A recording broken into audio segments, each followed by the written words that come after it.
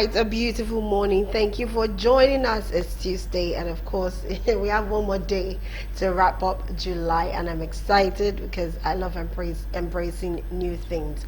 It's a new time to think about yourself, reflect. Make another goal, make another objective. Try to, re-strategize if last month wasn't better. You're welcome to Women's Corner. My name is Ruth Blossom, and of course today we'll be talking about trauma and abuse when it comes to women. And I have in-house guests, I have some guests that will be talking about that. But do not forget, Women's Corner runs from Monday through Friday every 11 a.m. to 12 noon, so you can join us. And if you don't have a TV screen beside you, obviously you can actually join via our social media platforms, Twitter and on Facebook. Twitter called X now, so you can just type in Galaxy Television, and of course you watch us live.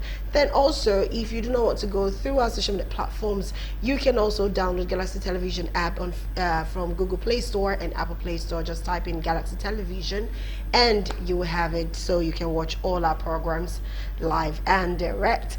Like I said, today is going to be exciting because we're talking about something that I think is not just pertaining to just women, but it happens to men too. But most of the times people tend to not know when they feel traumatized. They feel something is just wrong with them naturally. Some even call it spiritual, but not knowing that they were traumatized at some certain age, and of course that is what maybe result to them not being able to process things naturally. And abuse, we know what abuse is. There are different types of abuse. It's not until they hit you for it's an abuse. They can abuse you emotionally. They can also abuse you mentally. You think less of yourself and a lot.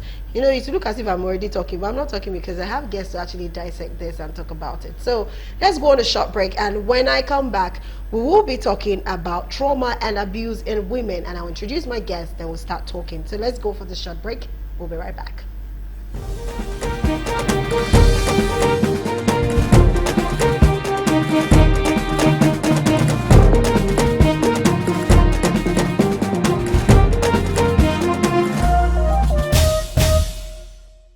All right, welcome back. Yes, it's good to be here again. Like I said, I have two. Do you know the sweet and amazing thing about today's guest is both of them are Tolulokwe. But a different son name. I'm going to start with my Zoom guest, sitting pretty where she is, all smiles. This is Show Me Your 32. She's all smiles, Her name is Tolulokwe Omobowoje. She's the head chef of Fruity and Juicy. She is a pharmaceutical microbiologist, and she's a women advocate. In fact, I first knew her as a chef. Then following her up, I noticed, she's always hello, my sisters. Hello, this sister is all about sisters. Okay, this is good. So I know her as a women advocate, then before I now actually no, she is a pharmaceutical microbiologist. It's good to have you, Tolulokwe. How are you doing this morning? Well, thank you, Megan. Thank you so much for having me. I'm so excited to be here again. Thank you so much. You're welcome. So yes, I also have in the house, like I said, to Tolulokwe, is Tolulokwe Adewumi. She is a family life practitioner. She's the founder of Exoya, which is experiences of young adult, awareness of childhood trauma and young adult challenges. So you can actually see that I brought the right persons to you to talk about this. We're supposed to have a third guest, but unfortunately she had professional exams and this morning, and she thought to herself, she thought she could make it, but she was like, please Blossom, I want to read my book again. Let's do this some other time. So but thank you, Fidelia, actually, for trying to be here with us. Hopefully next week you will join us. So I didn't allow Tolulokwe to actually say she's welcome. I'm so sorry. Tolulokwe Adeomi, it's good to have you. Thank you very much. How are you feeling this morning? Very well. I left my glasses on my table. I could have worn glasses, so it could be twinning on set. Okay, anyways, I want to first ask, what are the very common, let me ask this to our Zoom guest. I can't start calling Tolulokwe now, because if I say Tolulokwe, how do you know which I'm talking to? So I'm just going to use your surname, so pardon me. So I'm going to ask Omobowoje first. When you hear women going through trauma, what are the first the first traumatic experience you think most girls or ladies, before obviously becoming a woman, what are the first few traumas you think they go through that draws them back or drains them out or something. What do you think are the first few ones they see? The experience. I'm talking about maybe young girls experiencing trauma. It's basically first sexual trauma. Every young Mm. girl, many young girls, a higher percentage of young girls suffer from sexual abuse that brings them into a state of trauma. So the first that I pick up is sexual trauma. Afterwards is it's not um an abuse this time, but more of a complex issue, and it somehow leads them to experiencing trauma. So first is sexual, then the second is complex. Thank you very much. Sexual and so you just said one now, which is very true. Sexual. I'm even gonna pick sexual because every child, every growing up child, in fact, most of the times when you see, even on the news, on social media, when you see somebody's been abused, you'll find out that I'm not trying to shade, the other gender, but you find out that even a 6 month old baby sometimes is being abused sexually, so you can imagine that. So that's the first thing, is the sexual thing. Now for women, for ladies growing up, a lot of them might have been abused growing up, which, like they said, is more than 60 to 70% of women has been abused growing up as a child at one point or the other. But for a woman now, a lady, let's leave the aspect of being an early child and when you're still growing up and you find out that you abused them. But for ladies now, we are grown. Obviously it's a bit difficult for you to allow yourself to be abused. I want to use that word, allow, for you to allow yourself to be abused sexually by a man, not physically, sexually by a man. It's a bit difficult. You can still try to control it, but I want to ask, what are the common ones for women? Now women, when I mean women, not just the young ladies. Now women, ladies that are about to get married or in the marriage circle, or even mothers that have children and have family. What are the common abuse that they go through? Because I want to start from the very beginning before we start treating the topic in depth. It's to you, Omoboje. All right. I come to realize that many women, young ladies, when we get to that point of desire to have a partner, in that scope, abuse is very, very common in that scope. So relationship abuse, and that can be branched into several abuses: emotional abuse, physical abuse, verbal abuse, mental abuse, psychological abuse. So if we're going to just class it under relationship abuse, and because your relationship is very important to any human being. And so in your relationship, you have several experiences. So that relationship scope puts people in a lot of situations. So when we are growing up as young ladies, the major abuse we begin to experience is relationship. Can be found in your relationship.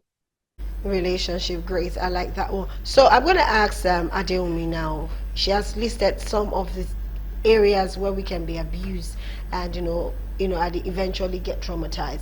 Now you, as the founder of Exoya, yes, you're going to share a few experiences and how you were able to handle those young adults challenges and the experiences. But for you, I want to ask, for someone who has been abused as a child and is being traumatized, what are the first few steps you think a lady, because let me be honest, a lot of ladies don't want to come out and tell you they're being abused, you understand, because there's this stigmatization to it.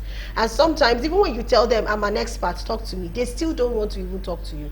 They rather just go through the trauma, deal with it, get old, get married, have children, and probably just fizzle out of earth like that. So what are the first few steps that you think they can do to help themselves still, because I believe this trauma reduces your self-confidence. There are some things you don't even want to get involved with, or you just want to, some people say, I just want to marry and give birth. Some people go as bad as saying, I don't want to get married, I just want to have a child and I'll take care of my child and love my child. You understand? So what do you think women should do at that point when they see they are getting to that stage of being traumatized, that they cannot even, it seems they can't get their life together again? All right, thank you very much. So first thing I would like to say is that being aware that you are going through a particular challenge or abuse, that's what the awareness stage. You have to be aware, because we have some women that are even passing through all of this, but because of the way they've been groomed, their upbringing, their environment, and the significant emotional experiences. They so to say see it as a normal thing. But for an individual that has come to realize that, oh, this is actually not right, there's something wrong with me, or I need help. So there are different assessments, there are ways to doing this. Like an individual cannot just walk up to you now because, like you said, sometimes they are stigmatized by this and they don't want to open up. They don't even know the right person to talk to, you know, and they don't want a situation whereby they want to talk to somebody and at the end of the day, they'll use what they've said to, you know, back to them. So this is where professional come into play. And as a professional, we don't just diagnose based on, okay, because you said you've been abused or you're going through this. We have a whole lot of assessments that we use in checking out all of this. But first of all, is to build a rapport. You have a rapport. If I don't have a rapport with you, you won't be able to connect with me. So I need to have this rapport. As a professional, first of all, your rapport is an important role, so that it gives this the person coming to you like an a free space, a safe space, so to say, so that they can, you know, divulge you. And even aside rapport, it's not everything the individual will say. So their assessment, we have assessment too, that will be able to, you know, elicit information, bring out some of this issue that even the person is not aware. So we have a lot of questions, you know, that they will need to answer, they will respond to. From there, we have what we call debriefing session also. After this assessment is given, when they impute all of the information that they need to impute, then we have a debriefing session. In this debriefing session, we now begin to pick, okay, you said while growing up, you do not enjoy peace, there's no peace in the home, or you witness a scenario where your parents are always fighting. You know, can you tell us more about this? You know, they begin to bring out information. And then in family system engineering, we also have different approaches to this thing. There's something we call, you know, the tree of life, whereby if an individual does not, you know, feel free, you know, to tell you more. So we have the tree of life, such that we have the roots that's coming from your upbringing. We tell you to label, like to write the people in your life when you're growing up, your uncles, your aunts. We have the branches also, whereby the things when you're growing up, the things you wanted to do.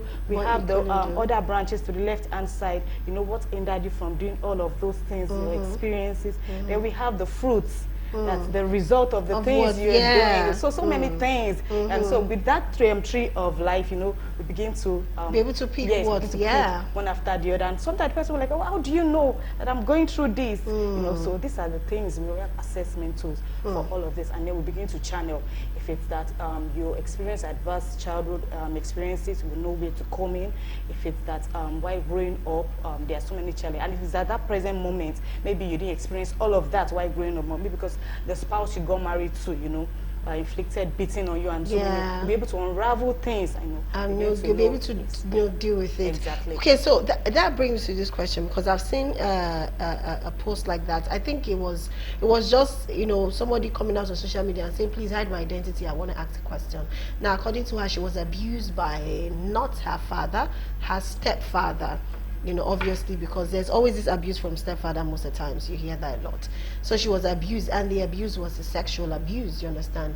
Always sleeping with daughter, but, and, you know, the threats will always come, you don't tell your mom and all of that thing, and she won't. But the day she got tired, and she really felt like she could, you know, harm that man, you know, do anything to that man just for him to stop, because she was getting to the age of 18. So she had to tell her mom. And her mom was always on the side. And she was trying to understand that, okay, the man is feeding them. Without that man, they probably won't have shelter, they won't have a roof, and, you know, all of those things. So she got tired, and she was like, if it means for her to run away, but she has to tell the mom. Now, telling the mom, okay, mommy, this is what happened. And the mom was still like, it's not possible. My husband cannot do that. My husband cannot do that. And forgetting that this person you are calling your husband is supposed to be a father to the child, you understand? My husband cannot do that. So eventually, she said she did not really a setup per se. She said she decided to tell the mom that, okay, mom, can you come to my room so time? There's something I want to tell you, but I don't want stepfather to know. So, but she already knew at that time. That is when the man comes into her room to, you know, have intercourse, and the mom saw her. But what shocked her was that the fact that the mom cried, the mom pursued the man, and all of that. The man apologized, you understand? But the mom had to tell her to keep it quiet, not to say anything. What would the neighbors say? What would the church say? What would all of that say? Now that's an entire different kind of trauma. I feel that's even more deeper. At that point, a lot of women will probably never want to say anything. They will never want to get married.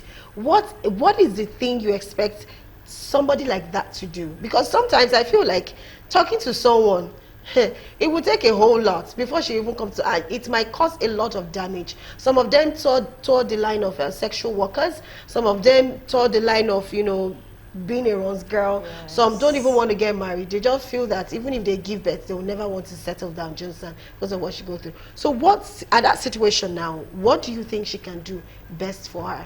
Is it still talk to a person?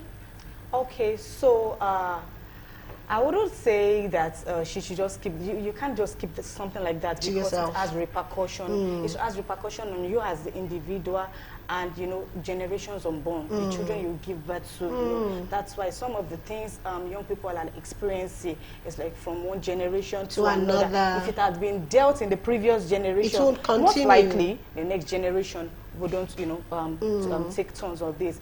And it's also for you to also be aware of what you are going through, such that you wouldn't replicate. Because we have so many young adults saying that, I experienced this, or my parent did this to me, or that kind of a thing. But you also are not working towards it. You're not going through the pathway of healing. So how do you become whole, such that you can raise wholesome children? So it is important that kind of person seek for help. Even if you're trying to read books, I am not saying you can't read books. You can, for your self-development and every other thing to become whole. But you still need a professional touch in that areas. The truth is, it's not easy. You throwing that part, it's not easy, and we are different. The way A would approach things is different from the way B will approach things. Someone A can be abused now, and they can walk through it, and that's all. They'll be able to overcome.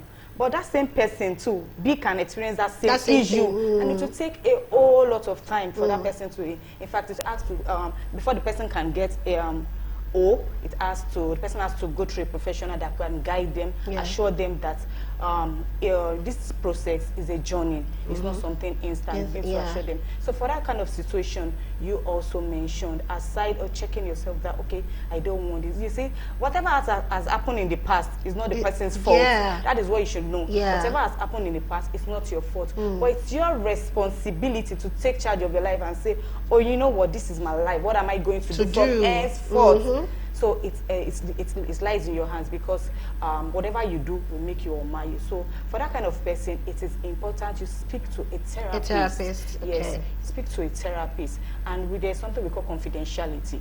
So it's not just a random person you're speaking with. You're speaking with a professional, and your information, every other thing you've divulged is safe. You're in safe hands and such. Okay, the person will be able to, the professional will be able to guide you through what you're supposed to do, assist you in the process in getting better. Exactly, to become whole. Okay, that's amazing. I like that one. So I'm going to ask you, Omobowoje, as a woman advocate that I see you as, she just talked about something that you have to see a therapist, you have to talk to somebody, which is a very good angle. So let's talk about emotional abuse, which is a lot of people don't talk about, because they don't even understand what emotional abuse is. And there's what they call domestic abuse. A lot of people still do not understand what domestic abuse, and sometimes they don't even know how to handle it in their home. Yes, sometimes I even feel like domestic abuse is something you can probably deal with yourself if you just try another subtle strategy to be able to manage it. But at the same time, it's very dangerous if you don't know what to do and you're trying to do it on your own. So I just want you to talk a bit on what domestic abuse is and how it's related to emotional abuse, and why it is always very important to take emotional abuse as something that could cause that could give you a traumatic experience. And at the end of the day, if you have emotional abuse, eventually it will affect you mentally, and definitely if you have a home, it will definitely affect the upbringing of those children. So explain so that women out there can know, so that when they see something like this, they avoid it or they speak to somebody. Over to you, Omobowoje. All right, thank you very much, Lulu. So it's important to be aware of your situation. Like Tolulope said, so many people are in situations that they're not even aware of, right? Probably because they grew up in that setting. That's how they grew up, and that's how they've always known things to be, right? And so they've come to settle. So first of all, what is abuse? Abuse is anything that puts you in an unsafe situation, that keeps you stressed. Anything that keeps you in a situation where it's not acceptable. So emotional abuse, basically, many people are dealing with emotional abuse in homes, right? And because they are not fully aware of the situation they are in, they cannot even communicate to anyone. Like the story you shared with us, sometimes when you're dealing with something, the right person to speak to may not be the person who is inflicting that situation on you, or who is directly or indirectly involved in the matter. Like in the situation of that lady talking to our mom, or wanting to show our mom what was going on in order for her to believe, may not have been the appropriate thing. We find out that, oh, I'm unsafe in my home. My mom needs to know about this because he's my mom's husband, right? Sometimes sentiments, we cannot neglect the place of sentiment. This is our husband. This is a provider in a way. And so sentiment will always put us in a place where we do not handle the situations correctly. So if you are experiencing domestic abuse, you first of all need to understand what it is to be in a sane relationship, to be in a sane marriage. And then you'll be able to understand that what I'm experiencing right now is not the appropriate thing for me to experience. And then you need to begin to find a way forward. I used to tell people, you are the one who will help yourself the most. A therapy, yes, is important. There are so many things that are beyond us, and you need to seek help. But at the same time, you need to know that your life is in your hand. And so you have to make the best decision for yourself. I understand that our personalities differ. Lope has mentioned that. But you get to a point where you're experiencing certain things and you know that you deserve better. If you don't understand that you deserve better, you won't want to look for something better. If you get to a point, if you're struggling in your marriage, in your relationship, even in your sibling relationship or your mother to child relationship, you need to understand, first of all, what is the best thing for me? What do I deserve? Is this okay for me to remain in? And then by the time you get to a point of realization and understand that you shouldn't remain here, you will be able to seek help. Then outside of seeking help, you'll be able to speak to yourself and then decide what needs to be done. Usually, if you're in an emotional abuse situation in your marriage or in your relationship, force is never the way to go. You need a whole lot of wisdom. You need a whole lot of wisdom and the Spirit of God to guide you, because honestly, so many people are in situations that they can't explain to you. They want to get out of it, but they don't know how to get out of it. So first off, for me as a person, what I encourage women when I get women who are willing and able to open up to me, right? I try to understand where they're coming from. If it's not a foundational thing, if it's not something that you have grown in as a child, and then you walked into it in your relationship, then we understand that you're dealing with the negative person. It's not about you. And so since this is not a foundational thing for you, it's something that you can always put a stop to. The greatest kind of trauma to heal from are the ones that are foundational. But the one that you have grown up in a family of love, you have become aware of your personality, you have grown to a level, and then you now find someone who is trying to put you down because of their own background. It's a lot easier for you to come out of that. So first of all, you must know who you are in God and reaffirm who you are in God, and then make the best decision. Our situations are quite specific. The way you would deal with a situation, like Tolope also said, will be different from the way I would deal with a situation. So I need to look at my reality. I need to look at the specificity of my own situation. Then pray about it, seek guidance, and then communicate to the person who is obviously inflicting or putting you in that space of overwhelm and unsafe situation.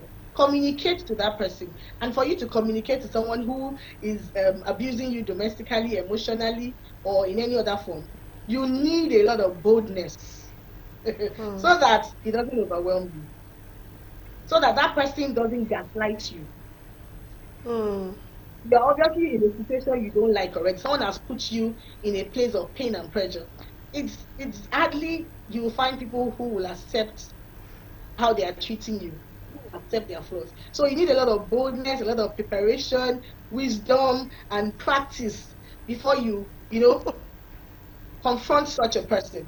And when you have done the confrontation and you can assess how they have received your communication, then you can take a step further and to remove yourself temporarily from that situation. Because honestly, as a mother, as a woman, you cannot give what you don't have to your children.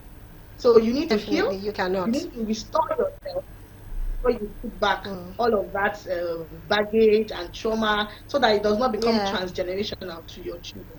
Yeah. Thank you. Okay, thank you very much for that one. That was in-depth. But I wanted to ask you, just give us one example of domestic abuse. Very shortly, very short. What are one of the examples, one of the most common examples of domestic abuse in a home? One of the very common domestic abuse in a home is overburdening of a woman. A lot of women are overburdened. They are overlabored in their own home. Yes, we are in an African setting, right? But we thank God for so many young men who are becoming better fathers, becoming better lovers, husbands and partners. Many women are overburdened. They are overlabored. They work, they take care of the family, they have so many other engagements, and they're not getting any form of help from their partner in the home. And trust me, when you're overburdened, when you're overstressed, when you're overwhelmed with so many activities to keep your home going without support, it can translate into so much in your career, in your business, your mental health, even your physical well-being.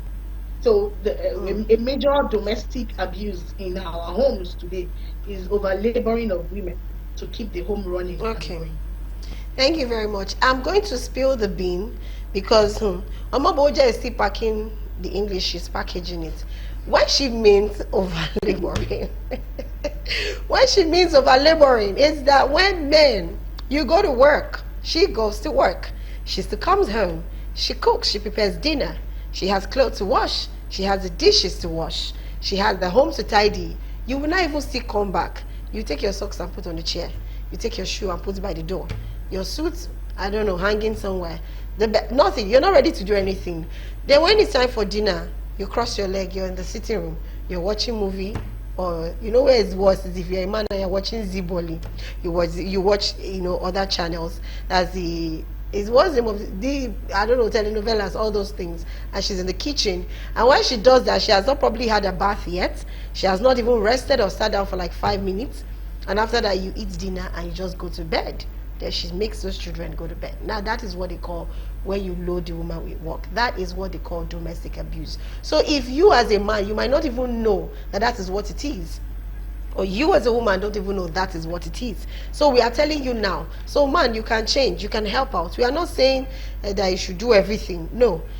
Yes, she has the ability to multitask as a woman, but you have to still help out. Probably while she's in the kitchen doing everything, you handle the children and the other aspect of the house. So, everybody can be happy, because sometimes when this stress comes on we women, it changes our mood.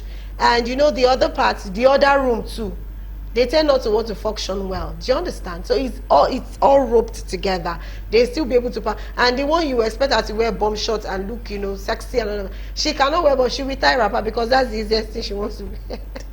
So please, let's help out. Let's help our women. And women, try to communicate with your husband when you feel so too much loaded with work. Okay, so I'm going to ask Adewumi. Now, you have handled a lot of young adults when it comes to challenges and all of that. I want you to just share, without mentioning names, obviously, a particular experience that I know they call it special experience. This person is special because of the kind of experience person went through. Can you just share one of the experiences and, of course, how you guys were able to, exonerate such person from the pain and the trauma? And obviously, there is a result because the person is doing way much better than he or she thought he could do. Can you do that in like tell us the story of that in like 2 minutes? Let people hear. Okay, thank you. I'll just give an analogy. Yeah, sure, definitely. definitely. Story that everyone can resonate with. Okay, so this young person needed help, so to say, yes, help.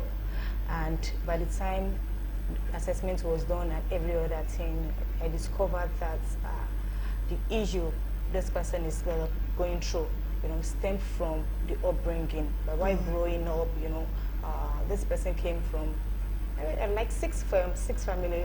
There's six in the family, and second to the last born.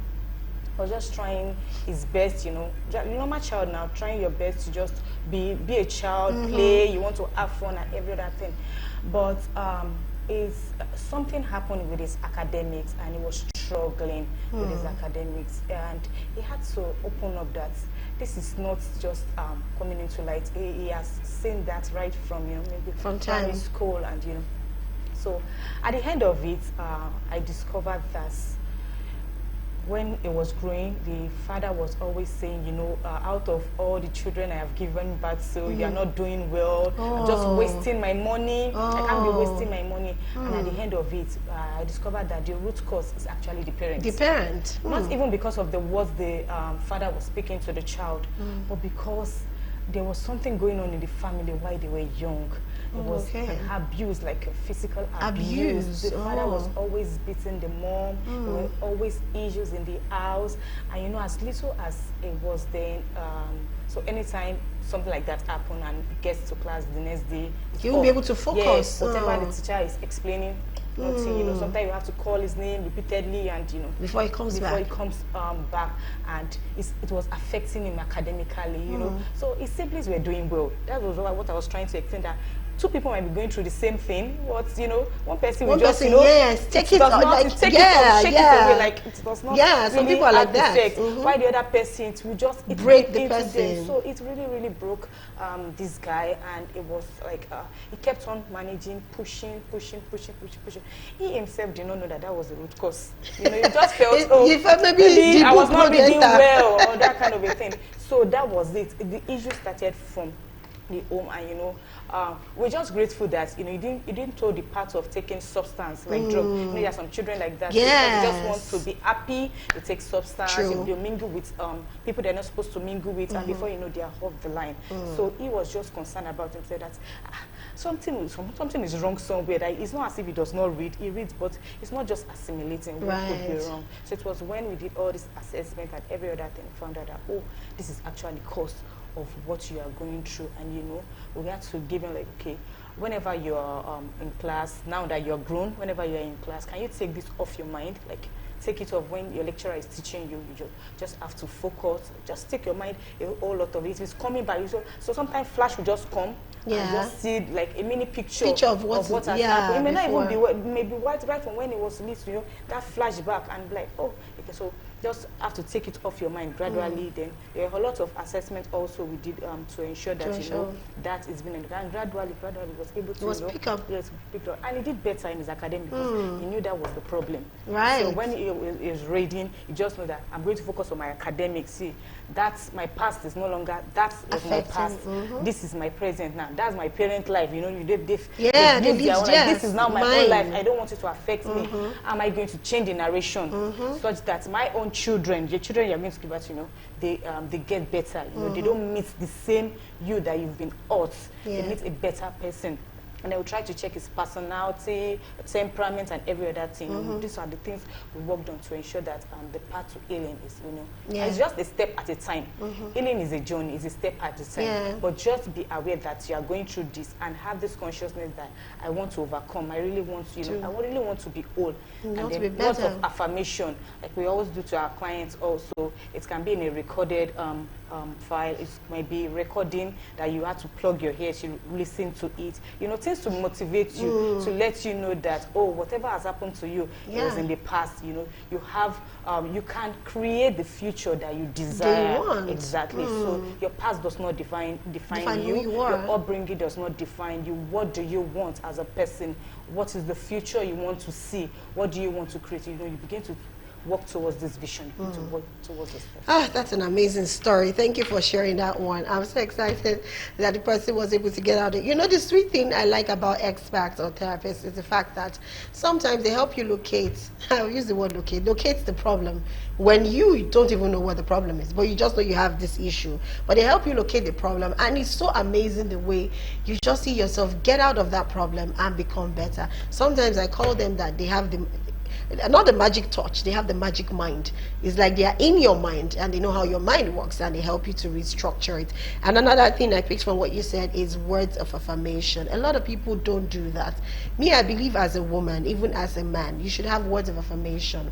Yes, there's the prayer part, but there are sometimes you look at yourself, probably in the mirror or while you're working, you can tell yourself, I am good, I am handsome, I'm beautiful, I will get to this, I will have this, I will do that, my children will be this. Just say those things to yourself. You don't know, you might just be saying it thinking that you're just talking out of point. But my darling, it sinks into your mind. Even when you are asleep, your subconscious works on those words. Those are the things that just keeps, your mind keep meditating on. Anyway, at this point, we would like to let our Zoom guests go. So, but before we allow you go, Tolulope Omobowoje, in 2 seconds, what do you have? And I mean it's 2 seconds, because you are smiling. What do you have to say to your people, to women out there? What do you have to say to them in 2 seconds, please? Final words.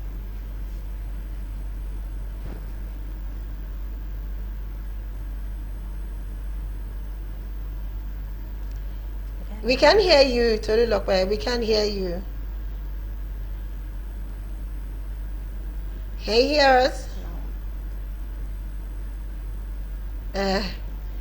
Tolu, we can hear you. I don't know what's up with your audio, but we're so sorry. We can't hear you. So at this point, if you I can hear you now. I was okay. Earlier. So I apologize for that. So to my sisters out there, I just want to let you know that God loves you and you're beautiful. No matter what you're going through, understand that it's a temporary phase. And because you're God's own, you cannot allow anybody to put you down. You cannot allow any situation to put you down. You will always rise above every challenge that comes your way. So have this positive mindset that makes you understand that everything I go through is temporal, and I have to be on top of my game and have my own interests at heart. So whatever situation, whatever relationship you find yourself, ensure that it is serving you and serving you right. And if it's not serving you right, if it's not making you the best of yourself, then you need to put all efforts to ensure that that situation changes for the best. And never forget that. Thank you very much. Yes, thank you very much. God loves you, and whatever situation you put yourself, make sure it's changing you for the best. Don't put yourself in situations where it will drag you down. At this point, I would like to appreciate Tolulope Omobowoje, head chef, Fruity and Juicy, pharmaceutical microbiologist and a women advocate. Thank you so much for joining us. It was fantastic, and I love that you will all smile. Please, can you wave us by? It's a normal ritual. All right. Okay, so I would like to thank my co-guest. Her name is Tolulope Adewumi. She's a family life practitioner, a founder of Exoya, which is the experience of young adults. She's into awareness of childhood trauma and young adult challenges. Thank you very much for joining us. Thank you. So in 1 second, just 1 second because our time is already up. What would you say to young adults out there? She has spoken to women and sisters like her. So for you, young adults, young women, growing up teens, what do you have to say to them? All right, thank you. So for young people going through one abuse or the other, or trauma, I would like you to know that your past does not define you. You need to speak up. Speak up, walk up to a professional or seek professional help, such that whatever you are going through, you can guide you aright, and then you have a path to being whole. So don't just keep it to yourself. I know in this dispensation with social media and the likes, you have information at the tip of your finger. So reach out to therapists, reach out to professionals that can help you and overcome all of the experiences you are going through. Thank you. Thank you very much. Reach out to someone, talk to someone, and make sure the person is a professional. At this point, I would like to say thank you again for joining. Adam.